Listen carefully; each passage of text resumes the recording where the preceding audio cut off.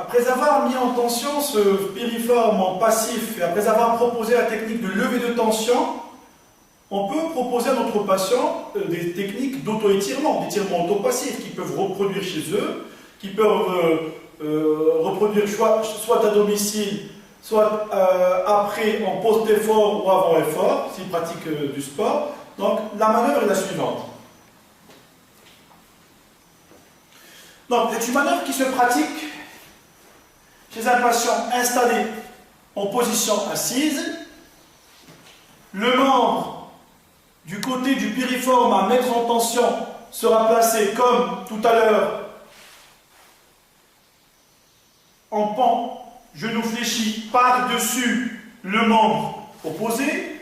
On demande au patient de maintenir son dos redressé afin de prévenir et de respecter les vertèbres lombaires ainsi que la région nucale. La prise sera placée sur la partie latérale du genou qui est toujours fléchi.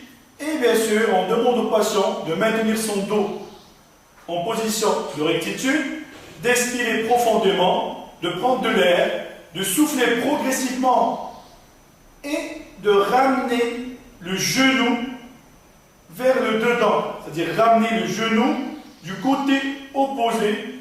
C'est l'équivalent d'un mouvement d'une adduction horizontale. Donc, patient toujours installé en position assise, dos redressé en rectitude, membre placé en pont par-dessus le membre opposé, la main du patient lui-même, je vous rappelle qu'on est sur une manœuvre d'étirement auto-passif ou auto-étirement, va tirer sur ce genou en le ramenant ou en déplaçant le membre inférieur vers le dedans. Donc ça permet de combiner un mouvement d'adduction et de rotation médiale, et c'est l'équivalent d'une adduction horizontale. C'est ce qui permet de mettre en tension l'ensemble des fibres de ce piriforme. Donc je vous montre pour une dernière fois la manœuvre. Inspirez, soufflez et maintenir une durée minimale de 10-15 secondes et ainsi de suite.